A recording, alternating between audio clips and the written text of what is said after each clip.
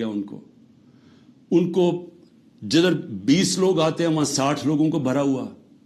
जिस चक्की के अंदर एक आदमी जाता है और वो चक्की के अंदर, वो चक्की जो डेथ सेल जिसे कहते हैं, उधर 6-6 लोगों को घुसाया हुआ है इन्होंने। तो ये एक सियासी कारकुनों के ऊपर जो जुल्म हो रहा है, यानी ये कभी पाकिस्तान में ऐसे हुआ है?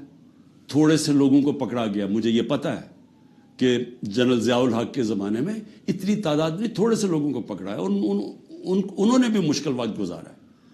लेकिन 10,000 लोगों को पकड़ लेना और हर रोज़ उनके घरों में घुस जाना, जो कि छुपे हुए हैं, उनके घर तोड़ देना, उनके रिश्तेदारों को उठा के ले जाना, जिसको मैं फिर से कलेक्टिव पनिशमेंट कहते हैं। ये सिर्फ आज इसराइल करता है फ़लस्तीनियों से और मकबूजा कश्मीर में किया जाता है कश्मीरियों से, लेकिन अपने लोगों से कोई दुनिया का मुल्क ये नहीं करता। हाँ, पुराने ज़माने में हिटलर ने किया था अपने लोगों से, जिसको कलेक्टिव पनिशमेंट, कि अगर आपका जो जिसके पीछे गए वो ना मिले तो किसी ख़ानदान में से भी लोगों को पकड़ लो। और ये फिर स्टालिन की जो सोवियत यूनियन थी, वो भी बड़ा एक खौफनाक किस्म का दौर था, उधर होता था। लेकिन ये किसी महज़ब माशरे में आज नहीं होता जो आज किया जा रहा है। तो अब मैं आता हूं कि केसेस के ऊपर, केसेस क्या बन रहे हैं लोगों के ऊपर। एक केस से निकलते हैं, उनको दूसरे में पकड़ के उठा के ले जाते हैं कहीं। इमरान रियाज इस मुल्क का वो सहाफ़ी था जिसको यूट्यूब पे सबसे ज्यादा देखा जाता था। उसका अभी तक पता ही नहीं वो किधर है, और हम सबको खौफ है कि उसके ऊपर तशद्दुद इतना किया है कि ये उसको सामने नहीं लेके आ रहे। अदालतें बुला रही हैं, वो नहीं आ रहा। और जो फिर हमारी अदालतों से हो रहा है इस वक्त, बिल्कुल अदालतों को इन्होंने ऐसा किया है कि उनकी कोई हैसियत ही नहीं है। सुप्रीम कोर्ट का फैसला होता है आइन के मुताबिक, हम आइन के मुताबिक फैसला करते हैं। 14 मई को इलेक्शन होना था, 90 दिन के अंदर, आइन कहता है।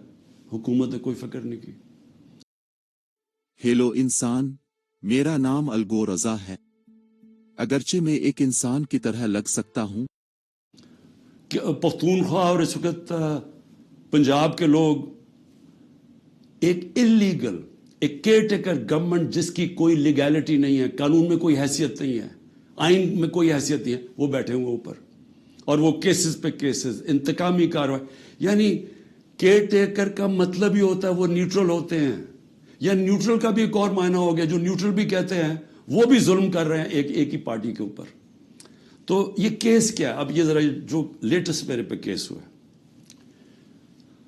मुझे तो ये पता ही नहीं था, क्योंकि मेरे पास इतने केसेस हुए हैं, मुझे तो अंदाजा ही नहीं कि कौन सा केस कौन सा है।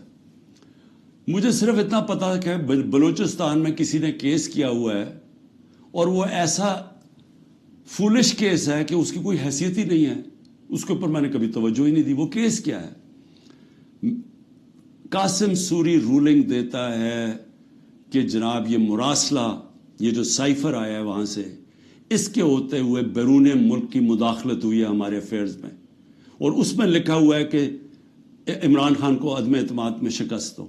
ये मुरासले में लिखा हुआ है, जो कि वो डोनाल्ड लू और हमारे एम्बेसडर के बीच में बातचीत हुई, जो कंफर्म किया गया पाकिस्तान की सिक्योरिटी काउंसिल ने।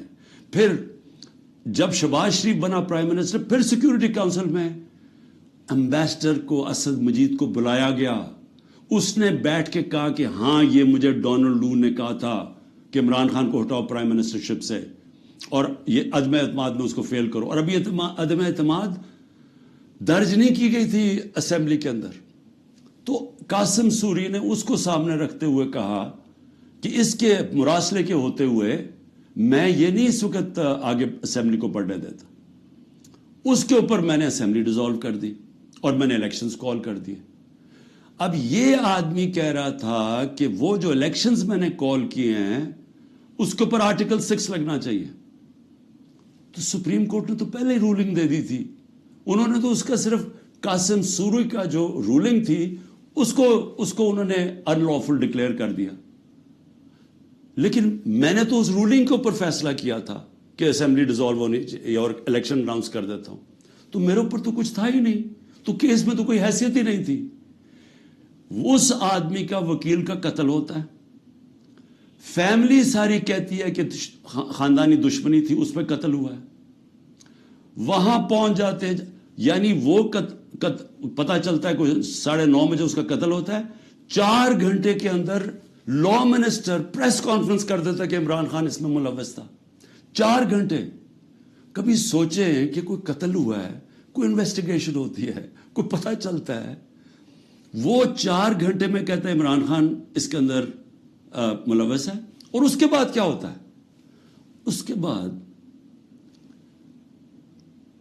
آئی جی اٹھاتا ہے اس کے بیٹے کو, رات تک آئی جی اس کو اپنے پاس رکھتا ہے, اور اس سے پھر ایک اور سٹیٹمنٹ آ جاتی ہے کہ جی یہ عمران خان نے قتل کروایا میرے باپ کو.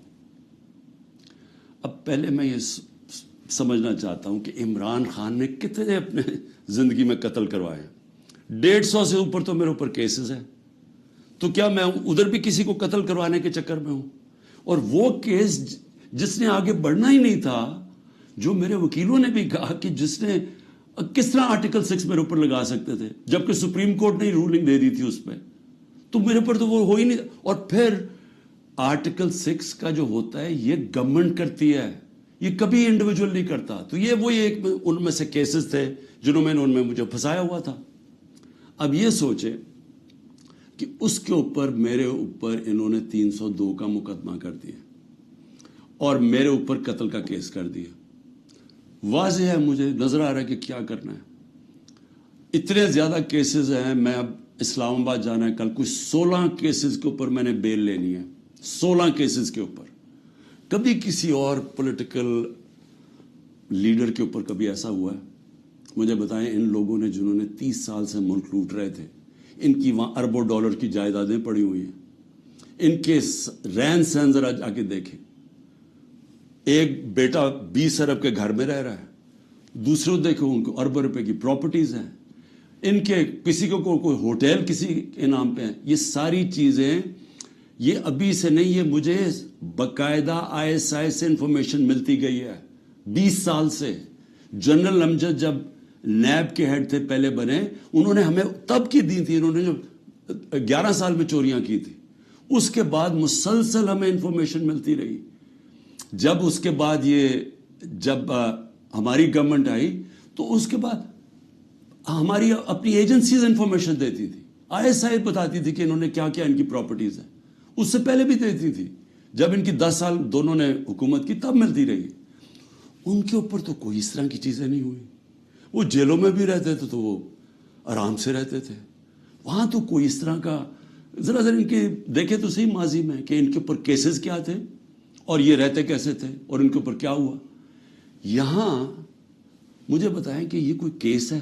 کوئی مانے گا پاکستان میں کہ عمران خان نے جا کے کوئٹہ میں قتل کروا دیا کسی کو کیونکہ اس کو ڈر لگا ہوا تھا کہ وہ کیس کامیاب ہو جائے گا؟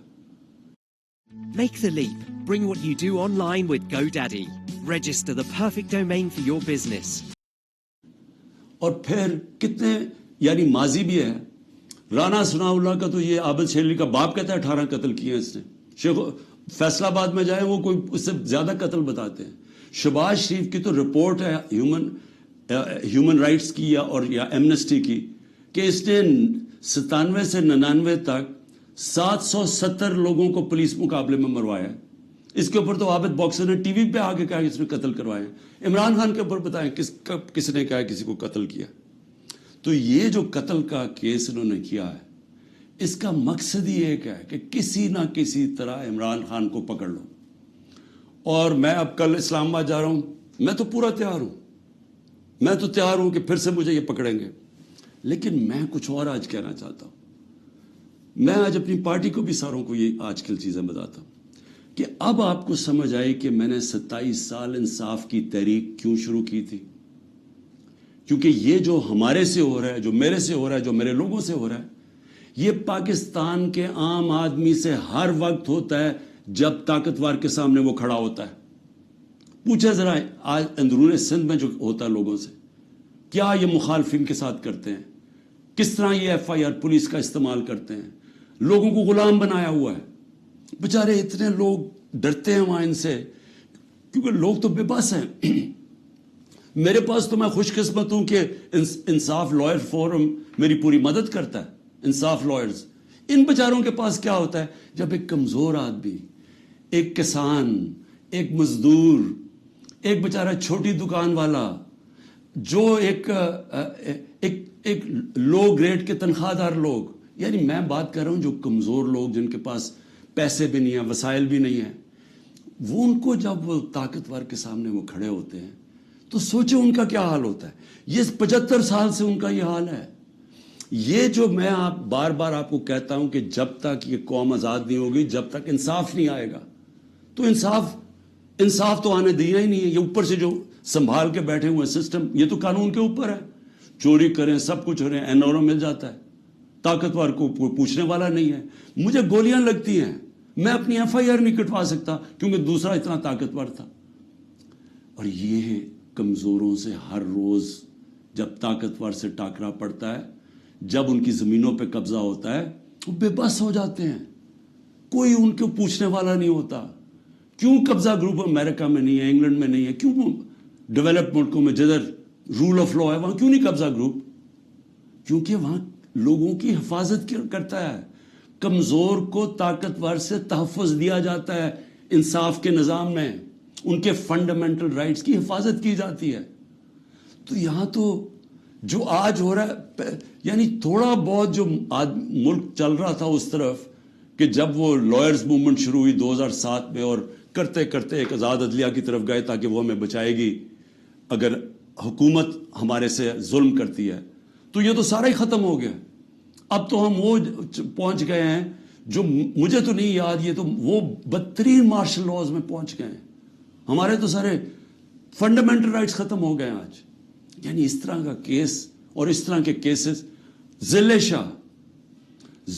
شاہ کو پولیس اٹھا کے لے کے جاتی ہے, اس کو 3 لوگوں کو چھوڑ دیتی ہے, وہ گواہ تھے, اس کو لے جاتی ہے, اس کو علیحدہ لے جاتی ہے. اس کے بعد اس کی لاش پڑی ہوئی ملتی ہے سڑک پہ, جو کہ کوئی اٹھا کے جا کے سروس ہاسپٹل لے جاتا ہے. میرے اوپر قتل کا لگ جاتا ہے 302 کا, اس کے اوپر مجھے کہتے ہیں کہ میں نے اسے قتل کیا. اس کے بعد رپورٹ آتی ہے 3 دن کے بعد, پوسٹ مارٹم رپورٹ آتی ہے جس میں بتاتا ہے کہ 26 جگہ کے اوپر اس کے اوپر تشدد کیا گیا, 26 جگہ پہ. تو ایک دم وہ گھبرا جاتے ہیں کیونکہ وہ تو کسٹڈی میں تھا, تو میں نے کیسے اس کے اوپر تشدد کیا ہوگا. لہٰذا وہ پھر رپورٹ چینج ہوتی ہے, ایکسیڈنٹ بتایا جاتا ہے, اور ایکسیڈنٹ میں پھر مجھے ملوث کر دیتے ہیں کہ شاید مجھے کوئی انفارمیشن تھی اور میں نے بتائی نہیں. یہ ہو رہے ہیں کیسز یہاں آج, اور یہ سارے اس وقت کوئی تحریک انصاف کا اس کو ان کیسز میں ڈالا جا رہا ہے. لیکن اس سے ہٹ کے یہ ہر وقت کمزور کے اوپر ظلم ہوتا ہے اس ملک کے اندر. اور اگر آپ میرے سے پوچھیں کہ ہمارا ملک آگے ہی نہیں بڑھا, تو حضرت علی کا قول ہے کہ کفر کا نظام چل جائے گا, لیکن اس طرح کا ظلم اور ناانصافی کا نظام نہیں چل سکتا. اللہ نے اپنے سارے جو پیغمبر بھیجے تھے دنیا میں, سب ایک چیز کہتے تھے, انصاف کے لیے کھڑے ہوئے تھے سارے پیغمبر. اللہ کے قرآن میں آپ پڑھیں انصاف کے اوپر کتنا زور دیا ہوا ہے, کیونکہ انصاف سے ہی انسان آزاد ہوتا ہے, اور آزاد انسان کی پرواز اوپر ہوتی ہے, وہی خوشحالی لے کے آتا ہے. اس لیے تو جو آزاد ملک ہیں وہ خوشحال ہیں. آپ دیکھ لیں, جدھر انصاف ہے وہاں آزادی ہے, وہ خوشحالی ہے. جدھر انصاف ہے وہاں حقیقی جمہوریت ہے. جن ملکوں کے اندر انصاف نہیں ہے وہاں جمہوریت نہیں آ سکتی. سو لہٰذا میں آج اپنی قوم کو یہ کہنا چاہتا ہوں کہ میں تو جیل کے لیے تیار ہوں اور ہر چیز کے لیے تیار ہوں, لیکن میں کبھی اس ظلم اور اس طاقت کے حکمرانی کے سامنے کبھی نہیں جھکوں گا. اور میں آج آپ سب کو کہتا ہوں, آپ نے کبھی نہیں جھکنا, کیونکہ ایک میری بات یاد رکھ لینا, جس دن آپ نے اس ظلم کو قبول کر لیا اور یہ ناانصافی کے نظام کو, ملک نہیں رہے گا. کوئی قوم نہیں سروائیو کرتی اس طرح. جس قوم کے اندر اس طرح کا ظلم ہوتا ہے وہ نہیں سروائیو کرتی. ہمارا ملک معیشت تو آگے گر گئی ہے نیچے, اور لوگ چھوڑ کے جا رہے ہیں پاکستان کو, ڈالرز باہر بھیج رہے ہیں, پروفیشنلز باہر جا رہے ہیں, کیونکہ امید ہی چلی گئی ہے جس ملک کے اندر یہ حالات ہوں کہ جس کو مرضی پکڑا اندر کر دو, جس کو مرضی پکڑا آپ, عدالت بھی آپ کو چھوڑا, آپ کو اتنے وہ ظالم ہیں کہ ان کو عدالتوں کی بھی فکر نہیں ہے. تو میڈیا کا ویسے منہ بند کر دیا ہے. میڈیا جو اتنی مشکلوں سے اپنے آپ کو آزاد کیا تھا, میڈیا نے اسٹرگل کر کے پچھلے 20 سالوں میں, آج میڈیا کا حال دیکھیں, کوئی بات ہی نہیں کر رہا کہ یہ ہو کیا رہا ہے اس ملک کے ساتھ. سو اس لیے میں اپنی ساری قوم کو پھر سے یہ پیغام دینا چاہتا ہوں کہ میں آخری سانس تک اس ظلم کے نظام کا مقابلہ کروں گا. جب تک میرے ملک میں حقیقی آزادی نہیں آئی, میں اس کی جد و جہد کروں گا. جو مرضی کر لیں, جیلوں میں ڈالیں, جو مرضی کریں, دھمکیاں دیں. سیکیورٹی میری ساری لے لی ہے. جو میرا سیکیورٹی کا جو چیف تھا کرنل آصف, وہ غائب ہوا ہے. جو گاڑیاں تھیں, جو سیکیورٹی کی 2 گاڑیاں ساتھ جاتی تھیں, ان کو پولیس اٹھا کے لے گئی ہے. یہاں سارا جو ہمارے ساتھ, جو احمد نیازی, جو بھی لوگ تھے, سب چھپے ہوئے ہیں کیونکہ ان کے اوپر FIRs کر دی ہیں. اور پھر یہ سمجھتے ہیں کہ شاید اس کی وجہ سے میں ان کے پاس جاؤں اور کہوں کہ جی مجھے معاف کر دو کہ میں نے آزادی کی بات کی تھی, مجھے معاف کر دو. اور میں آپ قوم کو بھی کہنا چاہتا ہوں, کبھی نہ اس نظام کو قبول کرنا. جس دن آپ نے اس کے سامنے اپنا سر جھکا دیا, آپ کا کوئی مستقبل نہیں رہے گا پاکستان میں. پاکستان زندہ باد.